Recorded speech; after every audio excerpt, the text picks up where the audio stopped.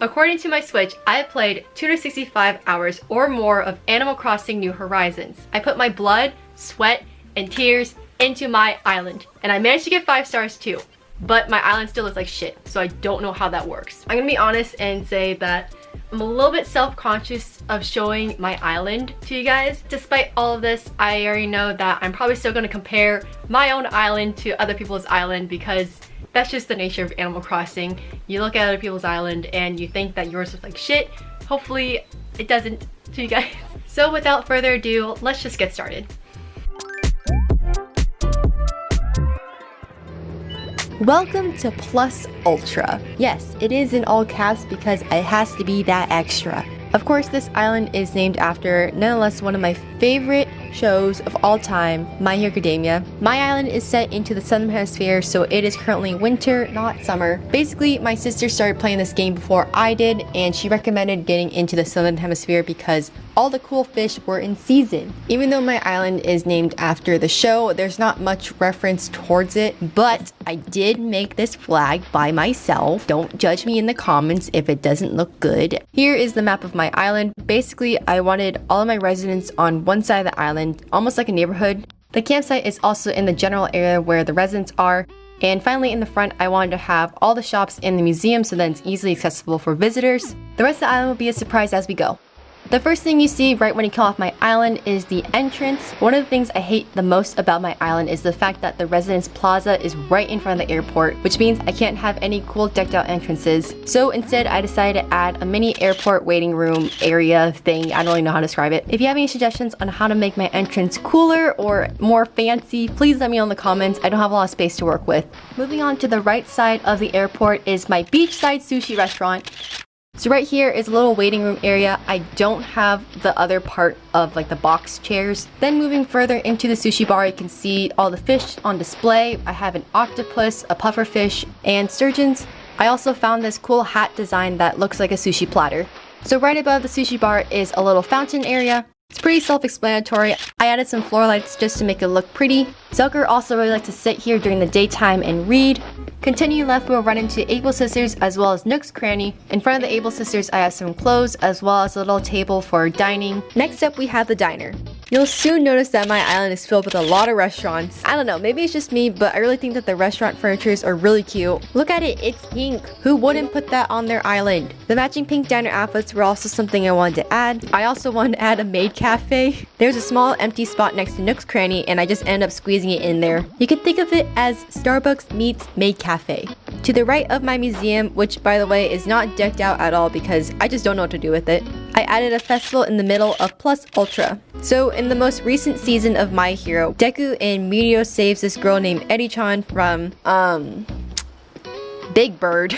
I don't remember his name, I'm sorry. And the season ends off with the school festival. So moving into the festival area, you're gonna notice some of the mannequins that I added look familiar, such as All Might and Hawks. I also added some UA uniforms to represent students. Huge shout out to the creators of these outfits. I will include the QR codes down in the description box below. Some of the creators also had outfits from different animes, so I added one from Iwatobi Swim Club. I also added Dabi as well as Himiko. We have arcade games as well as a boxing ring. And I wanted to end off the festival with the little performance that the UA students put on. We got Bakugo back in the drums and everyone else dancing. The student in the blue gym shirt is supposed to represent that invisible girl, but since her outfit is literally nothing, I just thought maybe this would be the closest thing. I wanted to change up the scenery for this part of the island, so I added a little forest. Again, I found some custom paths online and I just decided to lay it out. If we follow the paths to the left, it'll lead us to a Zen Garden. Another creator who made some of the anime outfits also had Demon Slayer outfits, so why not just add them into the mix? I tried my best to add some bamboo and make everything look symmetrical. I don't have the bamboo stool DIY yet, so I just have the go board by itself. If we go past the stairs, we're gonna go into a little alleyway that leads to the secret beach. I really just want to keep it simple here and just decided to add a little wanted sign for red. To the right of the forest leads us to a set of stairs. I want to add some flowers as a pop of color and this beehive I found. Alright, so at the very top of my island is a cliffside that views out the ocean. Usually at night I open up my island for people to catch some shooting stars here, but honestly I've yet to have a meteor shower, which is kind of weird because I've been playing this game since April. It also sucks too because I can't make Celeste DIY items then. If anyone else has any luck on getting shooting stars or meteor showers, please invite me to your island. I will befriend you, please. Alright, we're gonna shimmy down to the orchard. No island is complete without an orchard, let's be honest here. I only wanted to have 4 trees per fruit, so I organized my trees starting from the back with money, cherry, peach, apple, pears, then oranges. At the very front, I sometimes put my turnips here, but since they deduct points, I can't put all of them down. So instead, I just put them in my house. Below the orchard is this area that I'm still not sure what I want to do with it. I have a small plot for breeding flowers and a heart-shaped pond. At the moment, this is also where I make my snowmans, but besides that, this area is pretty much just empty. All my rocks somehow spawned here too. So if you have any suggestions, please let me know what I should do. Moving to the top right corner of my island, I have a beachside wedding. I got all these items from the past June event. And starting from the left side is the check-in area, and to the right of that is the presents table. Moving inside, I have the cake as well as the photo booth area. Then towards the middle, we have the dining tables for the reception. Finally, furthest in the back is where the ceremony is. Again, I have more mannequins to make it look like someone is getting married, and also a little live band. As we're heading down the beach, I have a bunch of flowers, and I'm trying to make a rainbow out of it, but we'll see how long that'll take. We also have a lighthouse on the right side. Personally, I think that the lighthouse looks really weird and awkward because it's not big, it's just kind of short. So instead, I thought I should add another layer of land to make it look taller. Across from the lighthouse is a dim sum restaurant. When I saw the dim sum tables, I knew that I had to have a dim sum restaurant on my island, especially because it spins whenever you touch it too. It's just so cute to me. Again, we have a waiting area in the front, and I also added a little dumpling platter on a serving cart to make it look like someone's pushing it around from table to table. Next up, we have an outdoor library. I only have this library just because Diana really likes to read, so I have a spot for her to go to. She doesn't even walk in this area though, so what's the point? It's also laid out a little bit oddly since it's not a square but like a narrow blob, so we'll just pretend it looks good. In front of the library is a small surf shop. My beach is fairly empty besides a small picnic area. And by this is the dock that only has a fish cooler and a bucket. Okay, so we finished the middle and the right side of my island, so we're going to go to the left side of the island and see where my villagers are. As you can see, it's really crowded over here, but I love seeing my villagers interact with one another. Diana really scared me there with her thought bubble, but it turns out she only wanted to give me something. If we move down past Octavian's house, we hit the beach again, but it's fairly empty besides this porta potty area. There's also a hammock set by the palm tree. And today Gulliver was on my island, but I find him kind of annoying, so I didn't want to talk to him. If we move towards the top left corner of my island, we run into the campsite. I really wanted to have a small secluded area for the campsite, so I placed it by the beach. If I was able to change something, I'd rather have the tent rotated towards the ocean, but I mean, this will do. Going back to the neighborhood, all of my villagers have fencing around their house as well as some furniture in the front. For example, Melba really enjoys reading, so I added a small bookshelf and a rocking chair for her. I've been trying to collect my dreamies, so let me know if you'd be interested in a villager hunting video. On the right side of these set of stairs, we have Peggy, Julian, and Lucky. I still haven't added anything cool for them, especially Julian, since I want to add Celeste DIYs when I get the chance. If we go up the stairs, we'll run into Diana's house, and to the right of that we have a playground.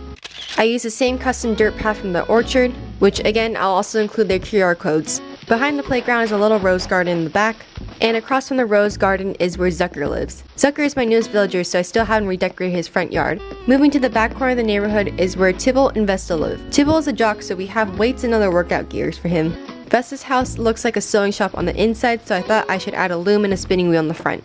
Behind Vesta's house is where a small rocky area is, so I thought it'd be cute to make it look like a little onsen. Then to the right of Zucker's house is where we have Deirdre. I really like her, but I think I might let her go since her interior house is one of the starter houses since she and Mac were my first villagers. Finally, we have my favorite part of the island, which is my house. The exterior is still the same since I still have yet to pay off my loan. But I really wanted to recreate a rainbow outside of my house with the flowers. I'm still not done yet, but I think it's coming along. If we head inside my house, the living room is Japanese themed. Although the rest of my house isn't Japanese themed, I really want to incorporate the kimono stand into my house, so this is what I came up with. KK Bubblegum is by far my favorite KK Slider song. You cannot change my mind on that. So I have it playing in the corner with some plants I had set up as well. If we go towards the back room, we have a greenhouse inspired room. I love plants, but in real life I can't take care of them because they always end up dying. So I'll just have to enjoy it in Animal Crossing. On the right end of my house, we have the kitchen. I feel like the ironwood furniture is made for the kitchen, so I just have it in there as well as the kitchen island. And I just noticed that I have 3 sinks in my kitchen. Moving to the left end of the house is where the bathroom is. I think the cloud flooring is what really ties the bathroom all together. We have a shower area in the corner and the bathtub on the other side. And of course, a toilet and a sink. Upstairs is where my bedroom is. I saw these custom designs on this Animal Crossing Facebook page I'm in, and it's supposed to resemble a loft, so I added that into my room. I also include a little get ready corner and my bed on the bottom half of the loft. And the top part is where I have another plant corner as well as some drawers and my TV.